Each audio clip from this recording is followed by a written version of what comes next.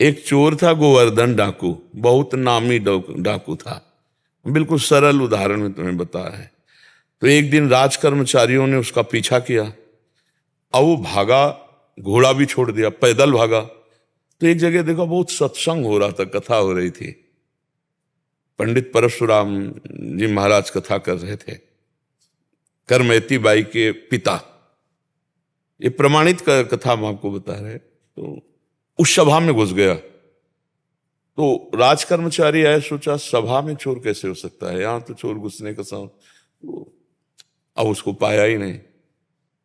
जब कथा 2-3 घंटे बाद समाप्त हुई तो कथा का प्रसंग चल रहा था।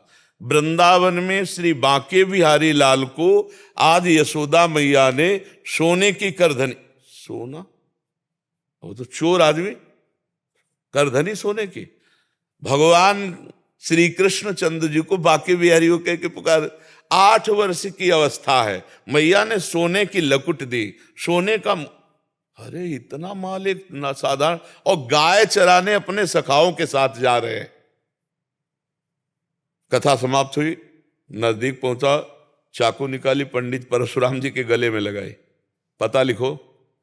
ये जो इतना धनी बालक का वर्णन कर रहे थे, पता लिखो। उन्होंने देखा तो उनका डाकू है जो मेरा नाम सुन करके भयभीत हो जाते हैं, हमारा नाम गोवर्धन डाकू है।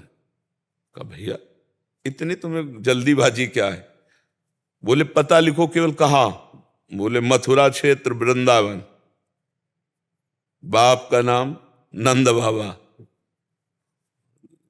कन्हैया, गाय चराने। पर सुनो, ये तुम्हारे जैसे डाकू उसको चोरी नहीं कर सकते, बहुत नटनागर, बहुत प्रवीण बालक है वो। तो उन्होंने कहा तुम हमको ऐसा समझते हो, अकेले अकेले राजाओं के महलों को लूट लिया है। बोले फिर भी नहीं लूट सकते, बहुत प्रवीण है। तो उनका कसम खाता हूं, जब तक उसे लूट नहीं लूंगा तब तक पानी नहीं पीऊंगा।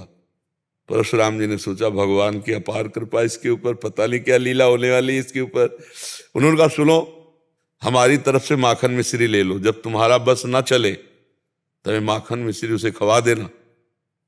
हाँ ये बात भी ठीक है, बच्चा है, फुसला के काम चल जाए तो मारना काहे को पड़ेगा।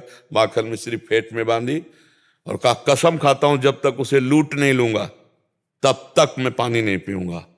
पर नाम क्या बताया तुमने? इतना बड़ा नाम तो। बोले श्याम सुंदर। श्याम सुंदर, श्याम सुंदर, वृंदावन, गाय चराना, श्याम सुंदर। अब भगवान का चिंतन बनने लगा। देखो चिंतन बनने लगा। अब वो पैदल चल करके आया। अब एकांत में जहां गाय चरते तो पूछते श्याम सुंदर की गौएं कौन है? बोले सबे हैं, ये ब्रजमंडल है, हर गौशाला भगवान के नाम की है। नहीं, बोले वो जो यशोदा मैया ने श्रृंगार करके चराने में, बोले वो तो कथा में लिखा है, प्रगट में थोड़ी अब रह गया। अरे बोले नहीं, पंडित जी झूठ नहीं बोल सकते। हम लोग चोर डाकू झूठ बोल सकते हैं, पंडित थोड़ी झूठ बोल सकते हैं। भगवान तो है ना, वो अपने भगवान को तो श्याम सुंदर है ना। अब एकांत में विकल हो गया और कहा अगर कोई ईश्वर है तो मुझे श्याम सुंदर से मिला दे, क्योंकि मैंने कसम खाया है बिना लूटे पानी नहीं पिएंगे। इतने में आवाज आई एक ग्वारिया पर, ए श्याम सुंदर तुम्हारी गाय इधर जा रही। अरे दौड़ा उधर, देखा कमर में हाथ रखे, न जाने कौन से गुण पर दयाली दिली जाते हैं, पीतांबर की फेट, वैसे ही श्रृंगार जैसा पंडित जी ने वर्णन किया था। श्याम सुंदर, कमल नयन, मोर मुकुट और करधनी और लकुट।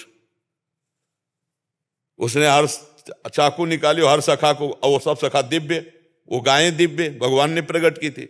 सब सखाओं का भाग जाओ नहीं मार डालेंगे।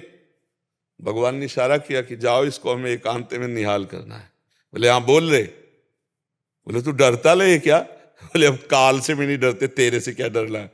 बोले मेरा नाम नहीं सुना होगा इसलिए तू डरेगा। अब ये मेरा नाम गोवर्धन डाकू, तो गोवर्धन ही तो नाम है ना, मेरा नाम गोवर्धन धारी है।